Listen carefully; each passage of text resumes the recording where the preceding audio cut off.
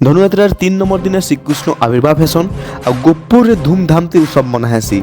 ଆଉ ମଥୁରା ନଗରରେ ମହାରାଜ କଂସ ବିଜୁଲି କନ୍ୟାକେ ହତ୍ୟା ଉଦ୍ୟମ କରବାରକେ ଚେଷ୍ଟା করসନ୍।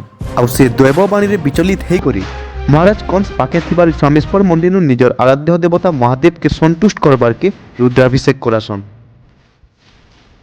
ମଥୁରାର କାରାଗାର ନିକେ ଯାଇକରି ଦେବକୀର ଅଷ୍ଟମ ସନ୍ତାନକେ ମାରବାର ଲାଗି ପ୍ରୟାସ କରସନ୍।